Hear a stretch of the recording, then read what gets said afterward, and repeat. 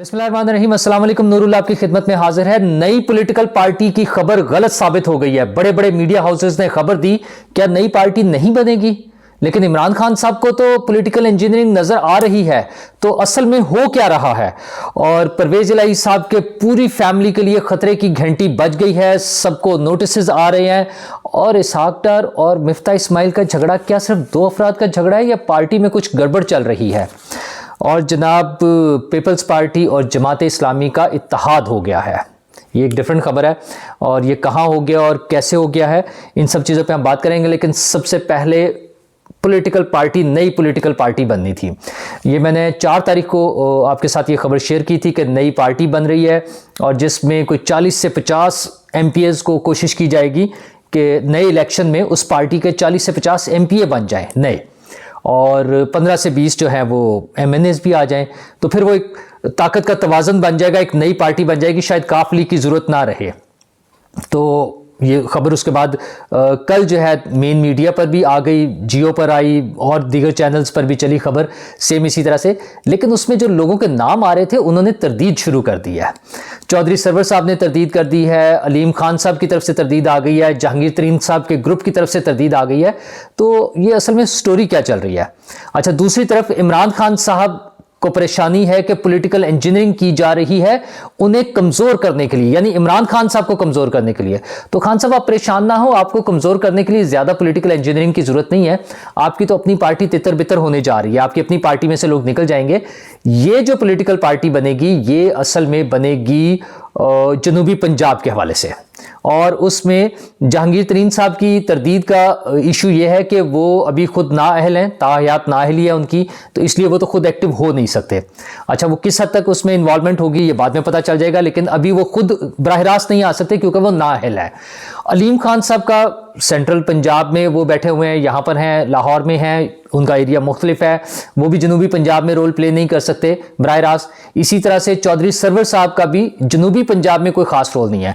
अच्छा, चौधरी सरवर साहब का तो प्रैक्टिकल सियासत में वैसे भी कोई बड़ा रोल नहीं है क्योंकि उनके साथ ज्यादा लोग नहीं है। अगर वो ग्रुप की सूरत में देखा जाए, जिस तरह अलीम खान साहब को जो एडवांटेज हासिल है कि एक पूरा ग्रुप बना सकते हैं, या जहांगीर तरीन साहब उनसे बड़ा ग्रुप बना सकते हैं, इस तरह से चौधरी सरवर साहब के पास ये पोजीशन नहीं है। चौधरी सरवर साहब की वो तो वैसे भी कोई ग्रुप नहीं बना सकते। तो इसमें फिर जनूबी पंजाब के लोग होंगे, मखदूम अहमद महमूद साहब होंगे और कुछ लोग सामने आ जाएंगे। अच्छा, अब हो क्या रहा है असल में? तो पीपल्स पार्टी इस वक्त सबसे अहम पोजीशन पर है, ड्राइविंग सीट पर पीपल्स पार्टी नजर आ रही है, जिसमें कुछ लोग शामिल भी होना शुरू हो गए हैं। बलूचिस्तान के हवाले से आ रहा है और कुछ और जगहों से आ रहा है कि जहां से लोग पीपल्स पार्टी में शामिल होंगे। तो पीपल्स पार्टी काफी देर से इस पर वर्किंग कर रही थी। आपको याद होगा बलूचिस्तान इलेक्शन, बलूचिस्तान की हुकूमत की तब्दीली, सेनेट का इलेक्शन, इस हुकूमत की तब्दीली जो थी वफाक में, और फिर पंजाब हुकूमत की तब्दीली का जो सारा प्रोसेस हुआ, इन सब चीज़ों में पीपल्स पार्टी ने बड़ा अहम रोल प्ले किया। तमाम जोड़ तोड़, लोगों को साथ मिलाना। जो पॉलिटिकल फोर्सेस हैं, जो छोटी छोटी पार्टियां हैं, वो पीपल्स पार्टी पर ट्रस्ट कर रही हैं कि वो उनकी डीलिंग बेहतर है और वो जो कमिटमेंट करेंगे वो उसमें पूरी करेंगे। और शायद लोगों को एहसास ये है कि पीपल्स पार्टी जो है वो अब इस्टेब्लिशमेंट की भी फेवरेट जमात है। तो ये एक बहुत बड़ा फैक्टर है जो पीपल्स पार्टी को सपोर्ट कर रहा है और उसकी बुनियाद पे लोग पीपल्स पार्टी के साथ मिल रहे हैं। अच्छा, वो है या नहीं है ये एक अलग बात है, मतलब मैं उस पर ये नहीं कह रहा कि वो हैं, मैं ये कह रहा हूं कि जो इंप्रेशन बन रहा है वो ये है कि पीपल्स पार्टी को जो है कबूलियत का शर्फ हासिल हो गया है, वो उस मकाम पर पहुंच गया कि उन्हें वो एक्सेप्टेबल बन गए हैं। तो उस वजह से ये एडवांटेज है पीपल्स पार्टी को और इसी वजह से लोग जो है उसमें शामिल हो रहे हैं। लेकिन तमाम फोर्सेस, जो तमाम इख्तियारात हैं, वो तो एक पार्टी को तो नहीं दिए जा सकते। तो इसके लिए बड़ा लिटमस टेस्ट होगा 15 तारीख को कराची और हैदराबाद का इलेक्शन, ज़िमनी इलेक्शन, और वहीं पर पता चल जाएगा कि ये इलेक्शन होता है और इसमें कौन जीतता है। क्योंकि इब्तदाई खबरों के मुताबिक तो ये भी था कि जैसे गवर्नरशिप डिसाइड हो चुकी थी कि MQM को मिलनी है और वो फिर दे दी गई, इसी तरह कराची की मेयरशिप भी MQM को जानी है। लेकिन अगर पीपल्स पार्टी अपना उसमें उम्मीदवार लेकर आती है, जो कि बिलावल भुट्टो बार बार ऐलान कर चुके हैं और वहाँ पे बड़ी अच्छी कैंपेन भी चला रहे हैं, तो उस पे फिर सीन तब्दील हो जाएगा। इसका मतलब ये होगा कि पीपल्स पार्टी ज़्यादा बेहतर पोजीशन में आ गई है। और अगर पीपल्स पार्टी के साथ मामला तय हो जाते हैं और वो उनके मसाइल हल हो जाते हैं, तो फिर शायद ये नई पॉलिटिकल पार्टी का कोई बड़े सेटअप की ज़रूरत ना पड़े। फिर पीपल्स पार्टी को एक बेहतर पोजीशन में लाके, एक बड़े साइज में, कंपैरेटिवली बड़े साइज में लाके, और आगे सिस्टम चल जाएगा। उसमें फिर बाकी पार्टीज, नून लीग और ये सब मिलके हुकूमत बना लेंगे।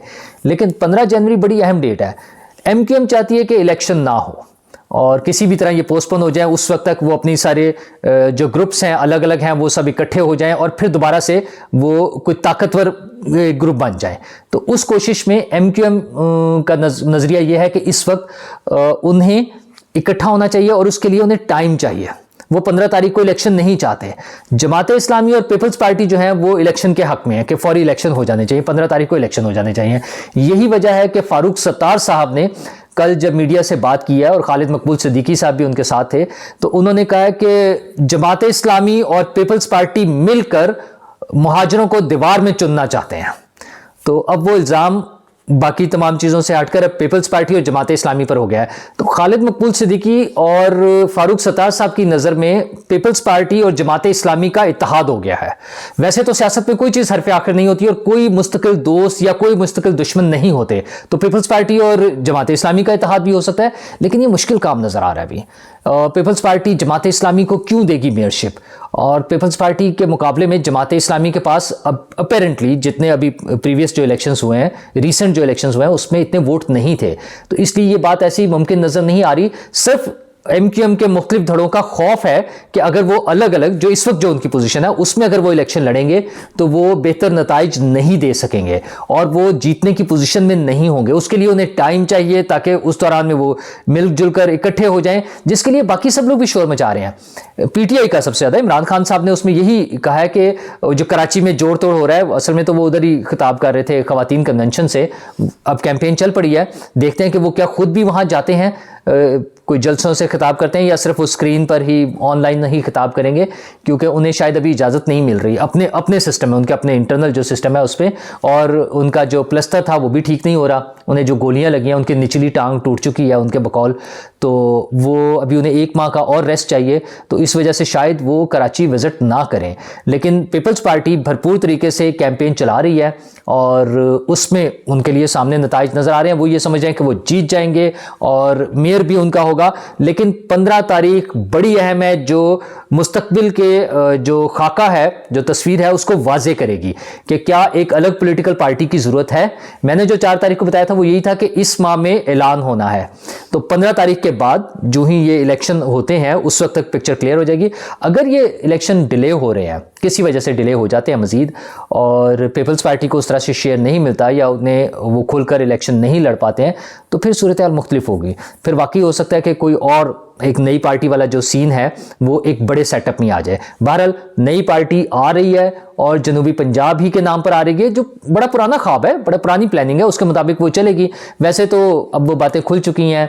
ये छोटे सूबों का मंसूबा कौन बना रहा था, कौन उसके लिए पैसे खा गया था, आयला मलिक साहब की मुबैना जो ऑडियो थी उसमें हमने सुन लिया था कि क्या कुछ हो रहा था।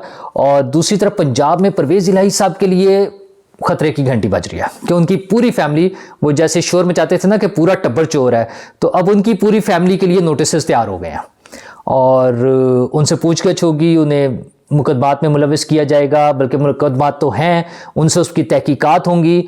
और जाहिर है जब फैमिली के सब लोग आएंगे तो परेशानी की बात तो बनती है। लेकिन हमारे यहाँ देखा यही गया है कि इस किस्म की चीज़ों में सियासी इंतकाम का एलिमेंट सामने आता है। तो मौजूदा हुकूमत को चाहिए कि बड़ा फेयर ट्रायल करें। कोई भी मुकदमात बनाते हुए लोगों को गिरफ्तार करने की ज़रूरत नहीं होती। आप इंटरनली पहले अपनी तहकीकात कर लें। हुकूमत के पास तमाम इदारे होते हैं, FIA है, दीगर इदारे हैं, पुलिस है, जो भी इदारे तहकीकाती इदारे होते हैं उनके ज़रिए तहकीकात करें, और अगर वाकई कहीं कोई फॉल्ट नज़र आता है तो उसके मुताबिक लोगों को गिरफ्तार करें। तो चाहे परवेज़ इलाही साहब हों, चाहे इमरान खान साहब हों, चाहे उनकी काबीना के अरकान हो, किसी की भी गिरफ्तारी या उनके खिलाफ कोई कार्रवाई में वो जो होता है ना इंतकाम का शाइबा, वो नहीं आना चाहिए। हुकूमत को फेयरली चलना चाहिए और हुकूमत को असल तवज्जो देनी चाहिए जो काम है असल में। कि गंदम का मसला, अच्छा आटे का मसला 2-3 दिन से बड़ा वो सीवियर सी पोजीशन उसकी हो गई है, खतरनाक पोजीशन इख्तियार कर लिया उसने, संगीन सूरत हाल है। पंजाब में और केपी में, दोनों में खास तौर पर पीटीआई वाले हजरात इस पर बड़ा शोर मचा रहे हैं। अच्छा, शोर तो मचाना चाहिए, ज़ाहिर है हुकूमत का काम है, लेकिन ये गंदम और खुराक जो है सूबाई मामला है।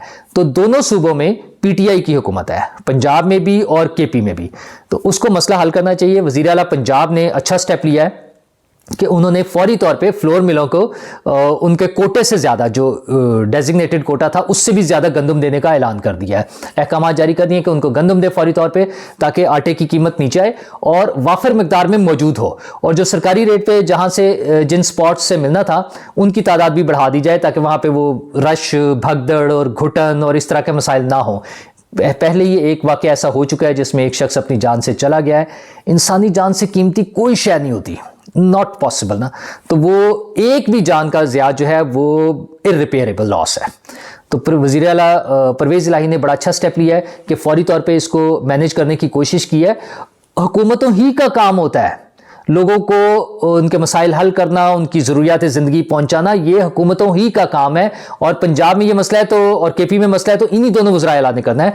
तो पंजाब के वज़ीर आला ने तो स्टेप ले लिया है, बहुत अच्छा स्टेप लिया है। हाँ, दूसरी तरफ वो सियासी जो परेशानी है वो उनके लिए मौजूद है, उनकी फैमिली के लिए नोटिस आए हुए हैं, उन्होंने एतमाद का वोट लेना है, और आज 9 तारीख है।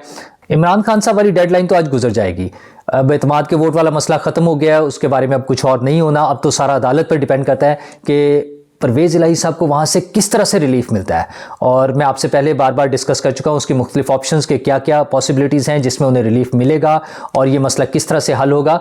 और एक खबर जो मैंने कल आपको दी थी, 200 BMW आ रही हैं नई गाड़ियाँ, तो उसके हवाले से अभी सिर्फ थोड़ा सा जिक्र करूंगा, तफसीलात आपके साथ कल या परसों शेयर करूंगा मजीद डिटेल्स लेकर, कि उसमें से बड़ी तादाद जो है एक सरकारी महकमे के साथ भी उनका लिंक बन रहा है। वैसे तो मैंने आपको बताया था कि एप्टमा से ताल्लुक़ रखने वाले लोग जो हैं, टेक्सटाइल इंडस्ट्री से ताल्लुक़ रखने वाले लोग जो बेसिकली हैं, वो मेजर उसमें शेयर है उनका, वो गाड़ियाँ मंगा रहे हैं। लेकिन उसका अब एक सरकारी इदारे से भी ताल्लुक़ निकल आया है। वो तफसीलात मैं आपके साथ अगले प्रोग्राम में शेयर करूँगा। तब तक के लिए इजाज़त दीजिए, अल्लाह हाफ़िज़।